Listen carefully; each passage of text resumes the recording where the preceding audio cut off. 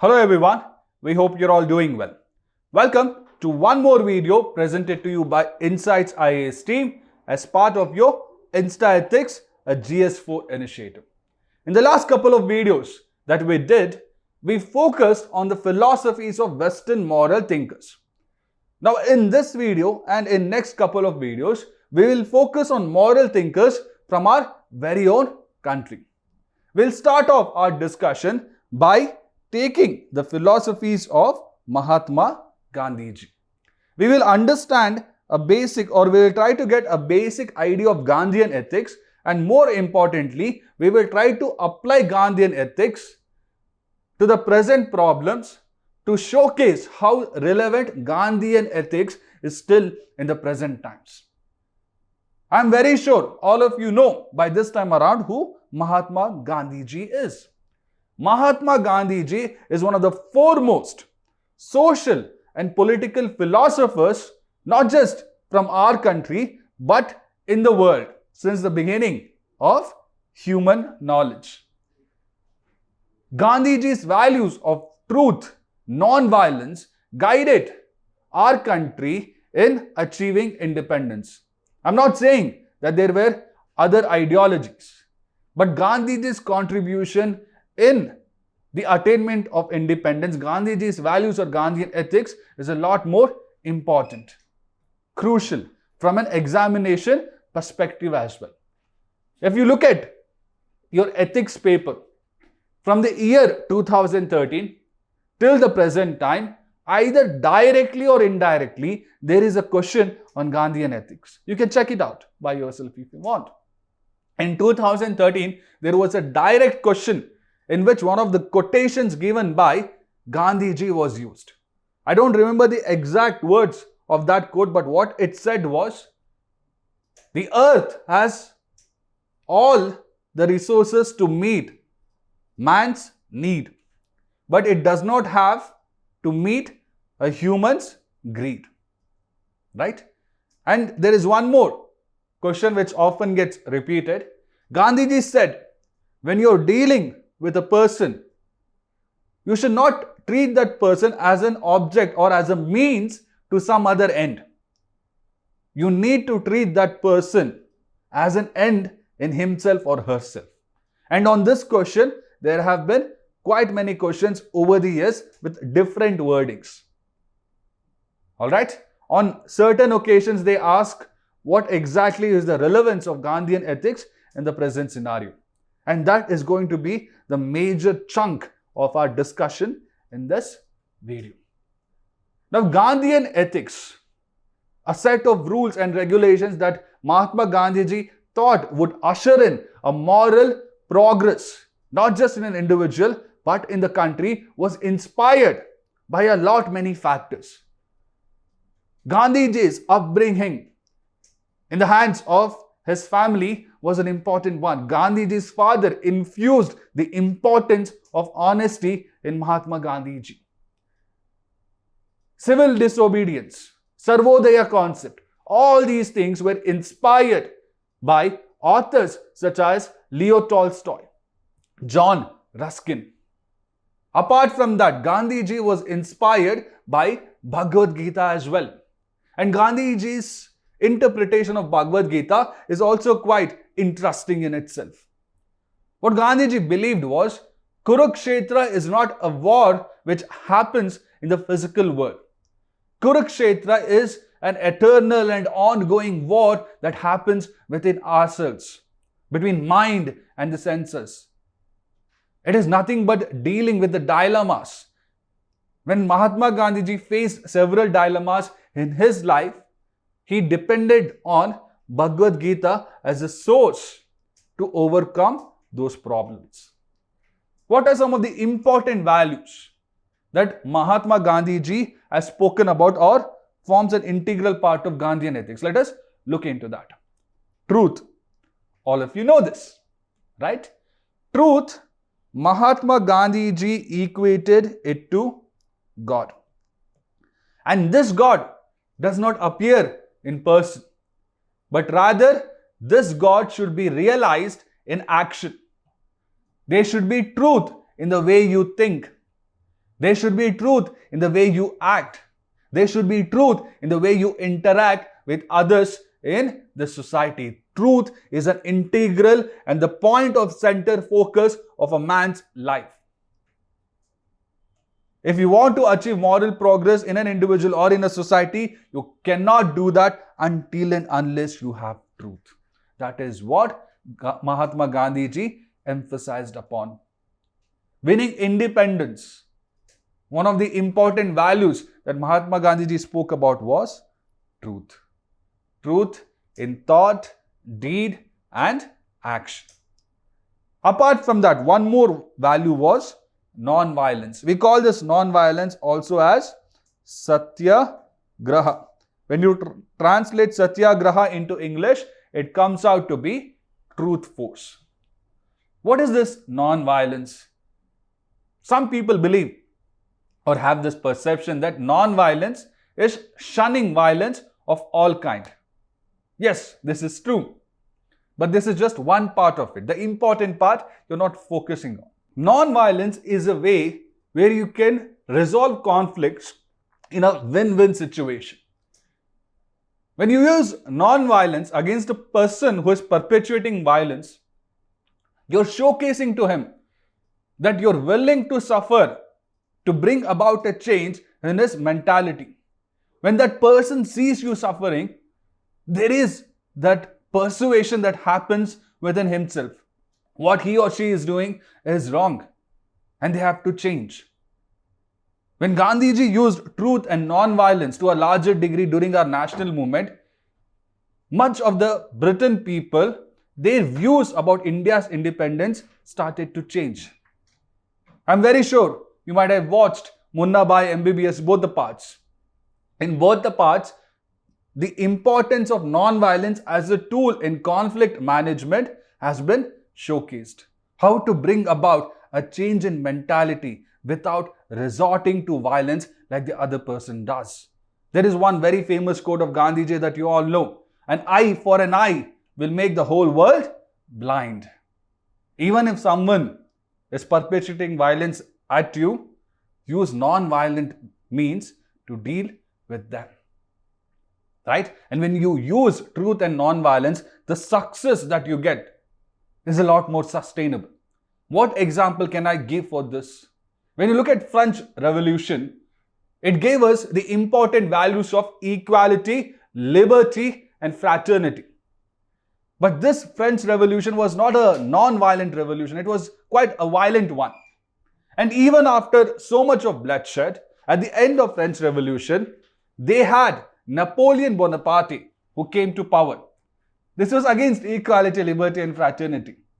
The success that they got from French Revolution was not immediately sustainable in nature. But when you look at India's independence, the long struggle that we had to carry on the values of truth and non-violence, yes, it did take us time, but it gave us freedom. It made sure that truth and non-violence became an integral part of who we are as Indians. It became an integral part of our identity. When you look at some of the other countries in the region, Pakistan, Nepal, their constitutions have not been that successful. But when you look at our country, our constitution, which is a reflection of these values, has survived and also thrived. Right? Moving on. Minimalistic needs. When you lead a life based on the needs of basic food, shelter and clothing, you will lead a sustainable life. You will lead a happy life. But when these needs shoot after a certain level, when they become unsustainable, they turn themselves into greed. And it is this greed that causes misery in you. It is this greed which is responsible for the environmental degradation that we are seeing in the present times. Is it not? Right? This is also one more crucial aspect of Gandhian ethics, having or leading a life with minimalistic needs. Apart from that, you have courage.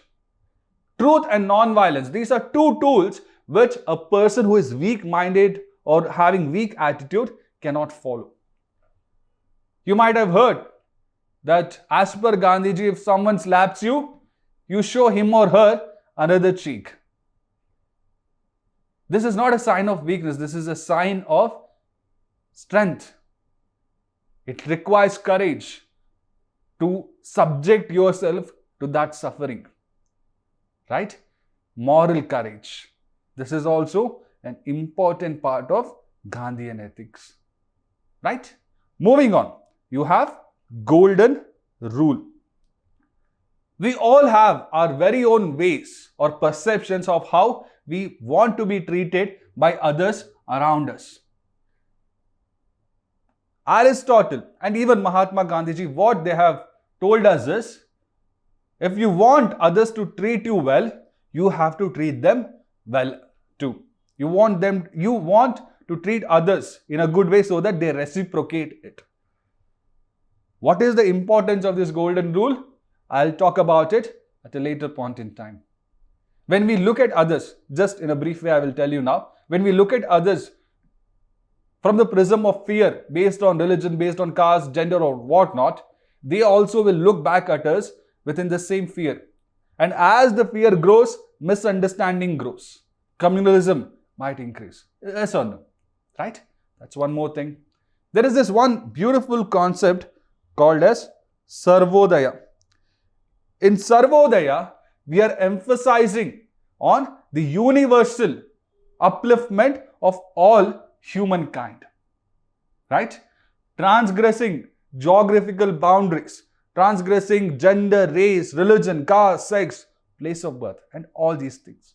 Universal upliftment of all humankind. It is nothing but realizing the spirit of Vasudeva Kutumbakam. Last but not the least, Doctrine of Trusteeship. If you are acquiring wealth over and above your needs, that extra wealth, the extra accumulated wealth that you have is not yours.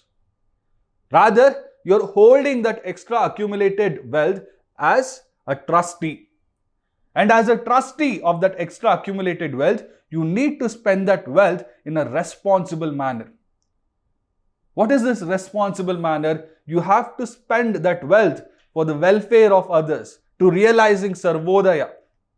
It could mean fighting poverty. It could mean fighting inequality. If we accept and practice this doctrine of trusteeship, the charitable donations will increase, and these charities can be used for n number of purposes to fight so many socially regressive situations that we are seeing in the world in the present times. Right? These are just some of the important concepts related to Gandhian ethics. Let me talk about how these Gandhian ethics are relevant in the present scenario. Here I just want to highlight one of the quotes given by Martin Luther King Jr. on Mahatma Gandhiji. If humanity is to progress, Gandhi is inescapable. He lived, thought and acted inspired by the vision of humanity evolving towards a world of peace and harmony. We may ignore him at our own risk. In the present times, Mahatma Gandhiji has been criticized on numerous grounds. Without going into those controversies, what I want to address over here is the humanity that Gandhiji had at the center of focus in his life. That humanity is what we need in the present times, particularly where we are seeing increase of radicalization, particularly when we are seeing conflicts happening within our own family members, particularly when the world is becoming unhappier by the day. If we start following the path of humanity, which was started out by Mahatma Gandhiji, to a certain extent, the world would be a better place. And if we ignore Mahatma Gandhiji, right, what Martin Luther King Jr. says is, it is going to be difficult for the progress of humanity to be realized. Right? You can use this point in your essays or ethics answer wherever you think it is feasible. Moving on, let me talk about Gandhian ethics and how it helps us in the domain of religion. Religion-based conflicts have been on a rise in recent times. We have been learning about how the wearing of a religious attire in Iran became a center of protest which has killed quite many people. And religion at the center of controversy is not just restricted to Iran, but it is happening elsewhere in the world and also in our country. And these religious conflicts are creating sectarian or community differences. And when that happens, realizing unity in diversity becomes very difficult. Gandhian ideas on religion, if it is practiced and not just preached in the present times, could help us to overcome these religious conflicts. Let me just read out certain important aspects related to Gandhian views on this. Gandhiji viewed religion and morality to be inclusive of each other. You take up any religion, my friends, Hinduism, Buddhism, Christianity, Islam, Jainism, whatever religion, all established religions are true, because at the core of all these religions, they speak about honesty, they speak about non-violence, is it not? When you take up Buddhism and Jainism, they speak about right thought, right conduct, right action. They speak about non-violence. Religion and morality are inclusive of each other. Trying to separate them, as we are seeing in the present cases, that is one short way of realizing or not being able to resolve conflicts. Apart from that, what did Gandhiji say? Religion, this is the definition of religion by Gandhiji. Religion is a belief in the ordered and moral governance of the universe. Moral governance based on good. Right? It is nothing but giving emphasis on what we have discussed before. Religion and morality go hand in hand together. There is no higher religion than truth and righteousness. If there is a practice or a custom in a religion which violates this important values of righteousness and truth, such customs and traditions should be avoided at all cost. Gandhiji used this when he wanted to address the issue of untouchability. Is it not? Right? Moving on. If you want to lead a pious life, a devoted life, okay, when you are religious, there are certain virtues that you need to have.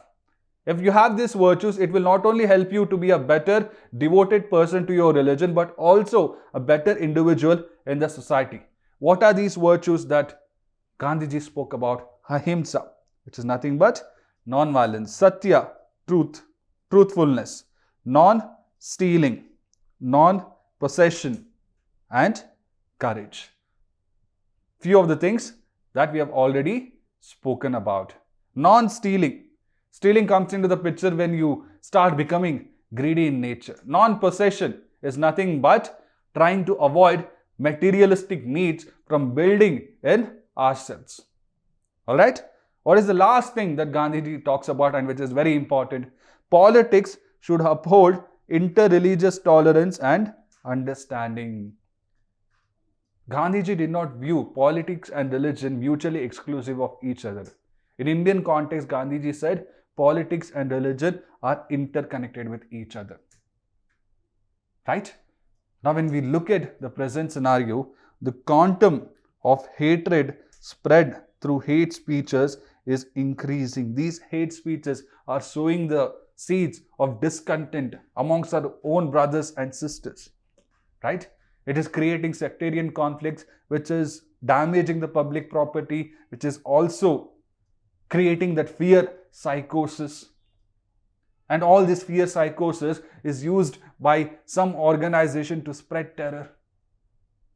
If politics starts upholding inter-religious tolerance and understanding, religion and politics can coexist with each other in a harmonious way.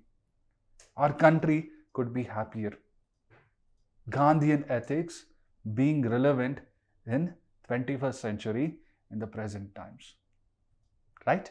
They might ask you a question directly they might ask you how Gandhian ethics is relevant in the present times, or they might ask in specific how Gandhian ethics is relevant in religious matters.